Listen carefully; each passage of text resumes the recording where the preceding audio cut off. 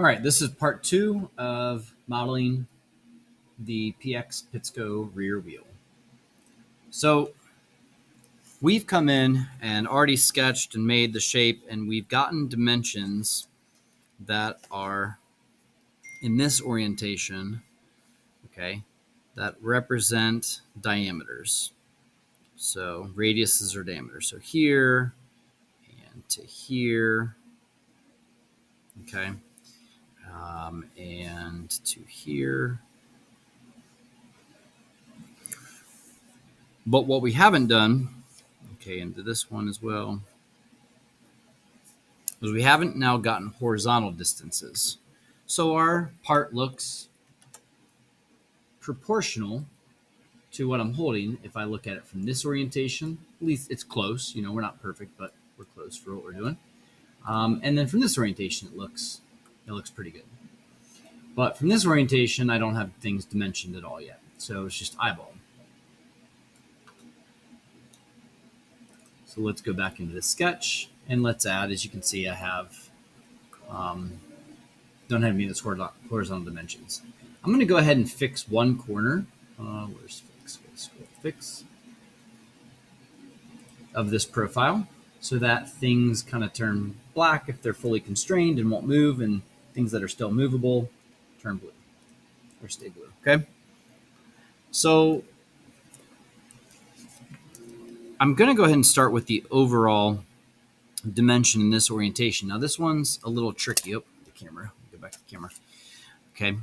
This is a little tricky because on your dial calipers, this face, the machine face that we should be using actually cuts in a little bit. I don't want to be using this right here to make contact, since that goes back. You'll see that when this caliper is closed and it's 0, that there's space. So that'll definitely mess up my reading.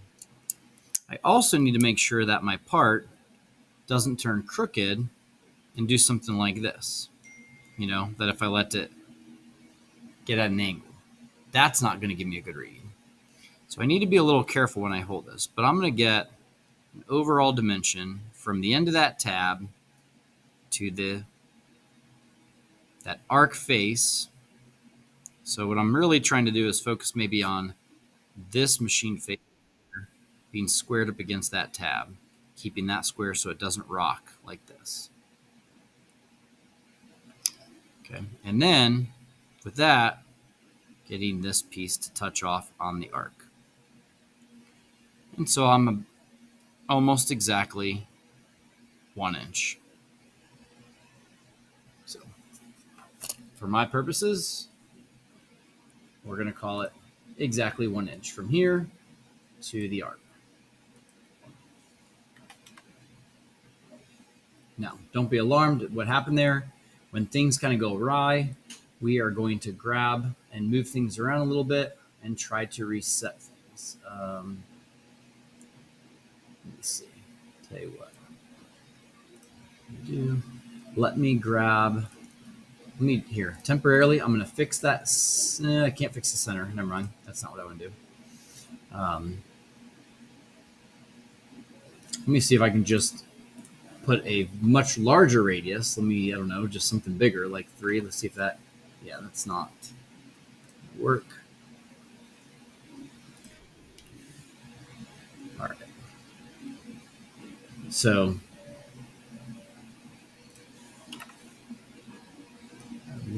it's wanting to move those. Now it's not moving.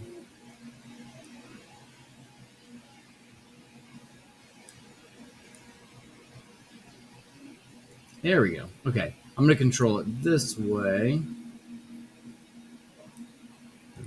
This should be able to move. This should be able to move. This should be able to move.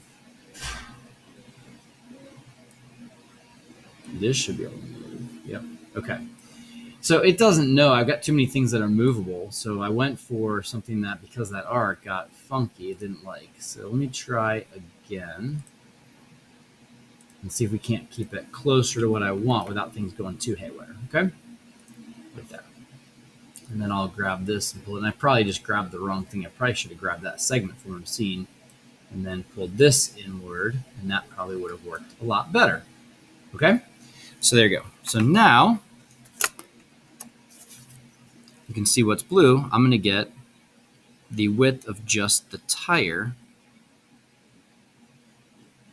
right here. Trying not to get any of the text or things that'll make this read a different value. So right here, I'm at about 0.665.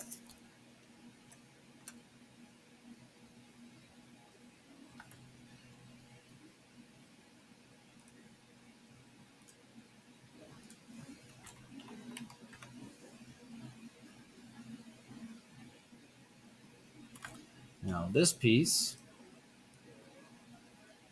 I need to get the depth here. I would like to get that dimension from that end. So that is where it's going to be helpful. And this one, I know I'm not perfect on this because the inside of that is actually arced as well, and I treat it just as flat. But I'm going to use the back end of my dial caliper as a depth gauge, and I'm going to stick that in there. And I'm going to close this down until the end of my dial caliper now. So I'm slowly moving it until it hits the edge of the tire right there. And then I'm going to turn my caliper around to read it. And I'm pretty much at 0.6. Again, we're not being perfect with these dimensions today. So this dimension right here, where you can go from there to there, it's all the same. It's going to be 0.60. Okay. Now, I'm kind of working my way from the top down. This piece is blue. I know it may not be going in the right order that everything turns black for me when I want, but actually let's maybe get this point right here from the end. So if we can measure the width right at the very edge, trying not to get the arc that bumps out, and get a measurement right here at the very edge, as precise as you can.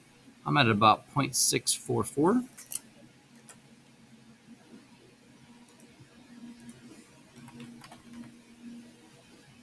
Okay, and that actually fixes some of that. All right, now this right here represents the face of the wheel. So this is like the inner part of the wheel. That's the outer part that you can see from the inside of the wheel. From the outside, you can see the inner part of the wheel. And there's a face that's got some detail on it. We've got it flat for right now, and we don't know how deep that is. So now I'm looking for the depth of this piece, right? So right here. So I'm going to try to get the depth gauge to only sit on, okay, the face where the circles are extrude removed or cut out, those holes that are cut out, from there to the very lip. I got to be careful because it wants to slide into one of those holes.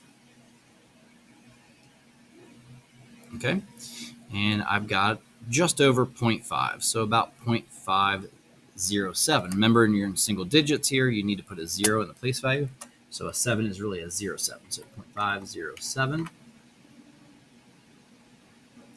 And then from the back side here, I'm going to get the same idea to the back face from the end of that tab. Now, this might be easier to use this end of the caliper if this tapers enough that it's not going to interfere with the edge of the tire. But if I can use this end to get like a step down to that face, I'm at 0.362.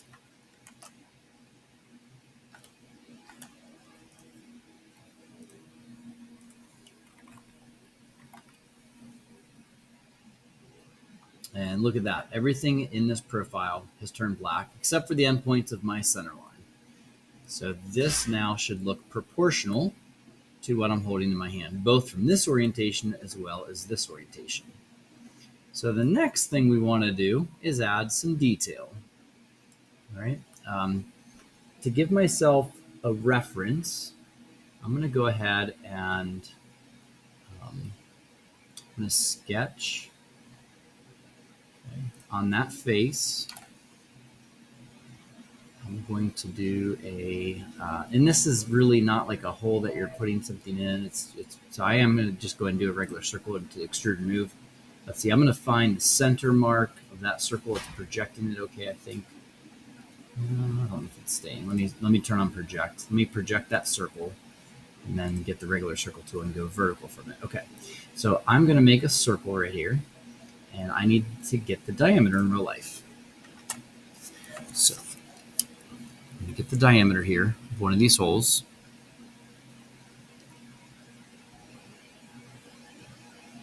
I'm getting about 0.14.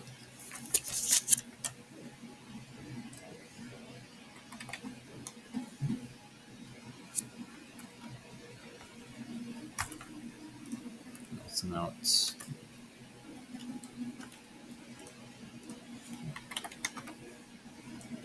all right. Now I'm actually just going to eyeball this right here, or eyeball it with my caliper. It's not as easy to put that on if I wanted to try to get a distance from the center of that tab on the back to the center of one of those holes. You know, this would be one way to just estimate. This is, again, not going to be perfect. Oh, but maybe it's about 1/4 of an inch from the center to the center. Let's see.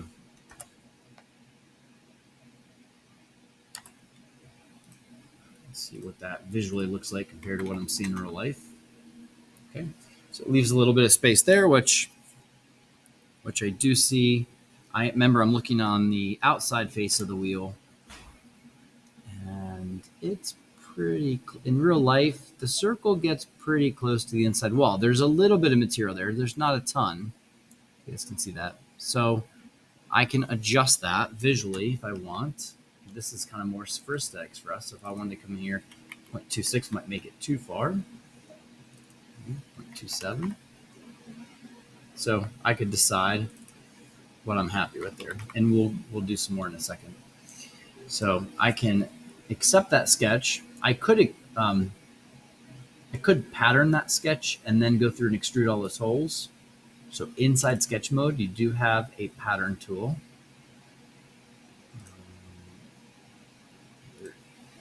It's got everything kind of nested. I got to find where they've got it.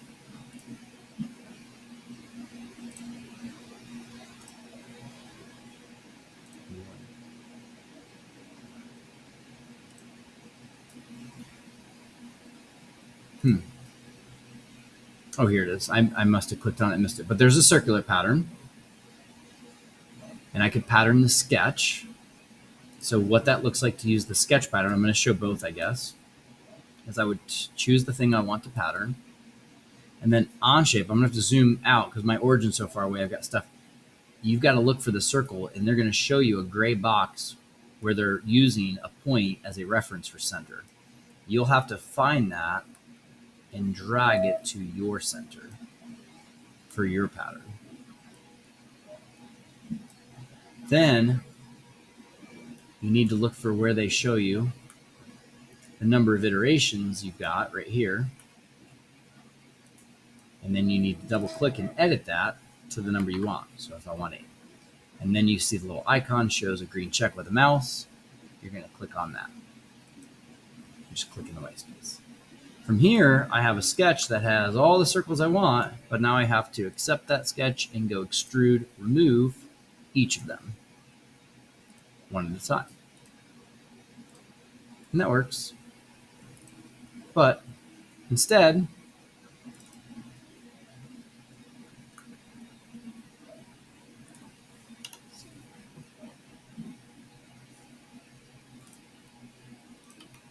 I could have just extrude removed one of them.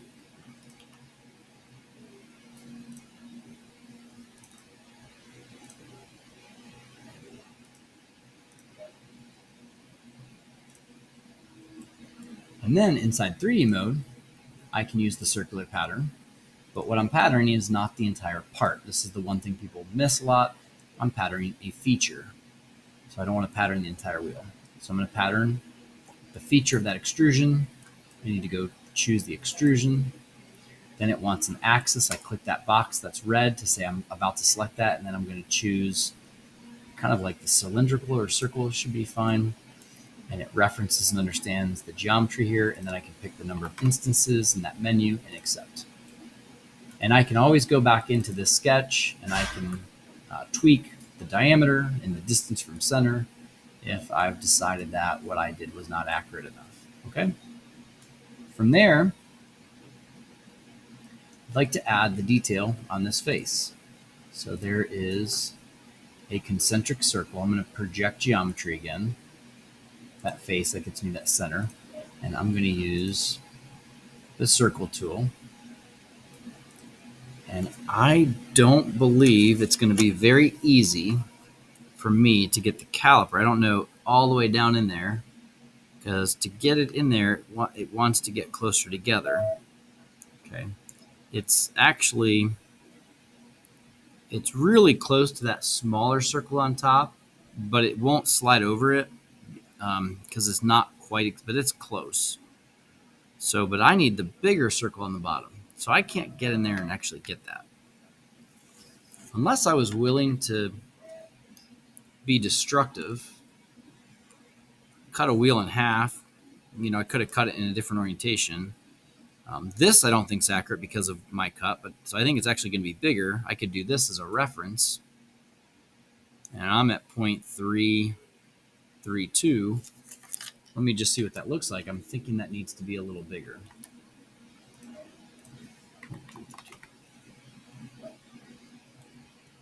Doesn't look too bad though. This distance, that spacing right there, if I compare that to what I'm looking at, yeah, I think it looks maybe a little closer in real life. So maybe I bump that up. What does 0.34 look like? Right? I can tweak that, 0.35, and get it to something that looks good. From there, I'm going to extrude that circle out. It's going to add on, and I know it's going to be something pretty small. I just knocked that down so it doesn't stick out as far. But let's go back and take a peek with our dial caliper. So if I can, right, obviously I have the destructive path of where I cut one in half. That kind of messed up the plastic, but I might be able to get my depth gauge to sit on the correct face I want. And there are some little buttons or tabs there. I've got to avoid that. And then get the depth between that and maybe the outer edge lip, if you can tell what I'm doing. But I was using this edge right there and then the larger circle face. So I've got just over 0.4. Let's see. I guess I don't. What is that distance? Let me accept that real quick. What is this distance right here? 0.507. And I was getting about 0.407 or 405 or something. So let's say it's about 0.1. So I guessed pretty well then.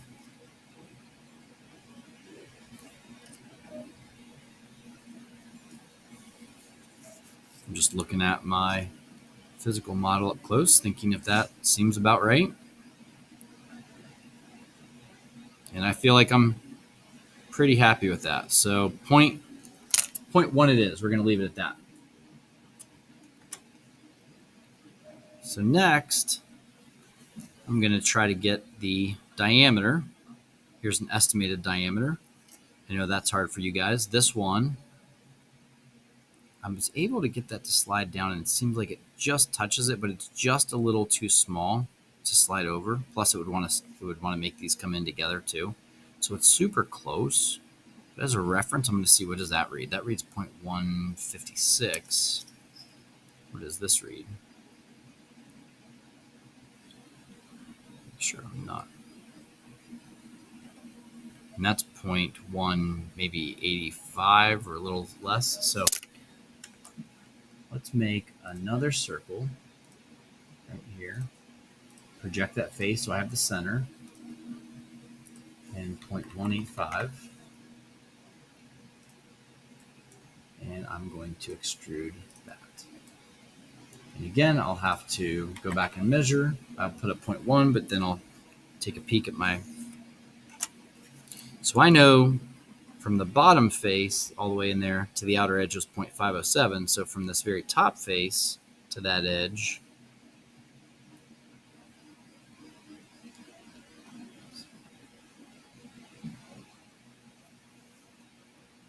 I'm about 0.340.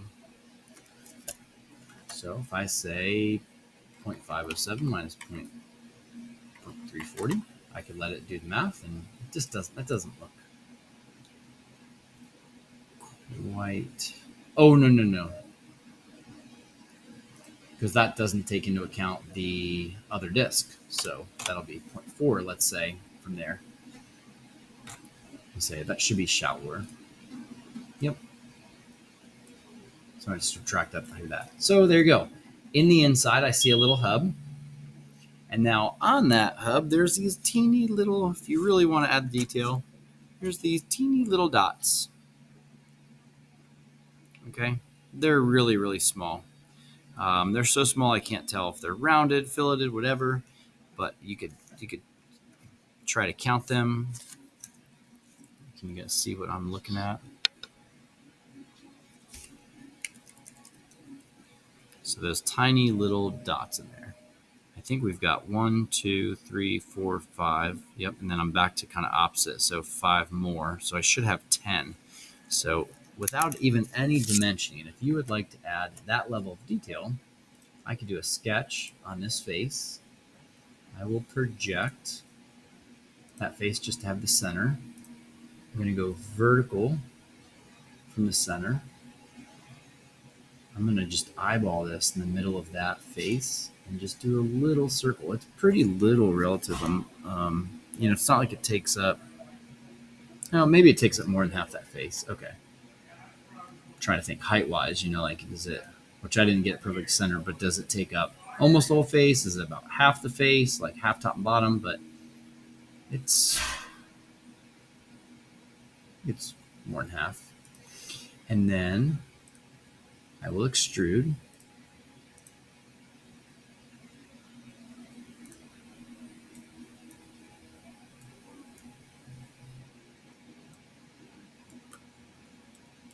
I don't know why it's not choosing that circle. Let's go to that sketch, make sure I'm on the right sketch plane. It looks fine. Extrude.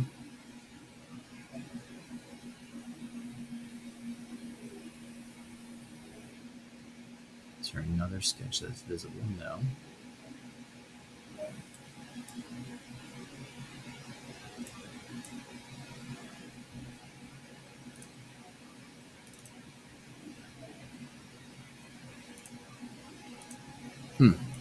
It's not recognizing my circle. I'm having all kinds of trouble.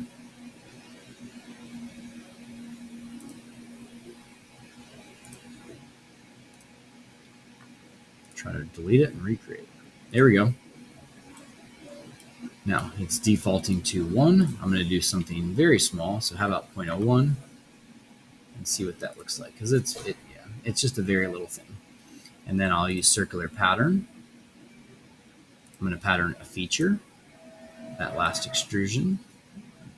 Axis will be around one of these cylinders. And the number is 10. And there you go. All right, the last detail I'm going to add is I'm going to do a sketch on the end of this tab. I'm going to project the end of that so I get that dot, and then I'm going to use the hole tool, which is nested because of my zoom level. And I'm going to have to now go measure the diameter of this hole.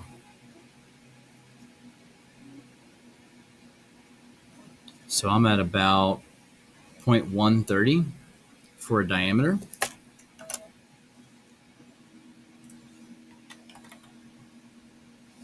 It's not through all though, it's lined. And I need a depth. From cutting one of these in half, I can tell you the bottom appears to be flat. And the depth I'm not going to be able to stick this down in there because of the way that piece flares out. So that angled piece hits the edge of that hole before I get to the bottom of the hole. So I would need something else that I could stick in there and try to feel and find bottom. If you got something. And I'm going to make a little mark on this if I can. And this is going to get me an estimated value. So I've got a little scrap that I stuck in there.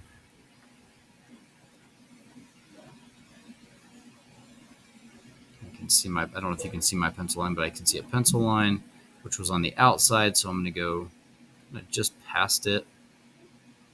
And I'm at about, it says 0.6, but it's not, the needle's not to the 6 yet. So about 0.588 is what I'm reading, 0.588.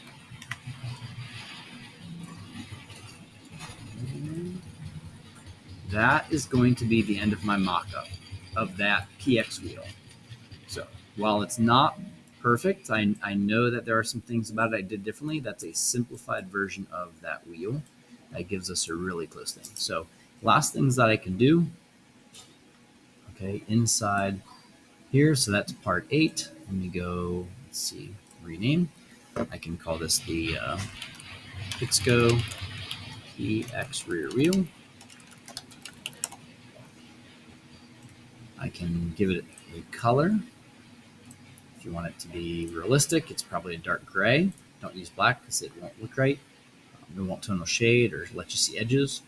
You can assign material. I don't know that they tell us what it's made out of, but it might be ABS plastic. And if you really want to do some more work, you could go into the properties window, and you could actually go from their website and look up the actual part number. The vendor we could list as Pitsco. The project is our CO2 dragster for TSA, right? And you could fill out some of these other information if you wanted to. I'm going to hit apply. And I can close out of that, and that information will be saved for the part. So I'm going to leave the text off, but there you go. There is your Pitsco PX wheel.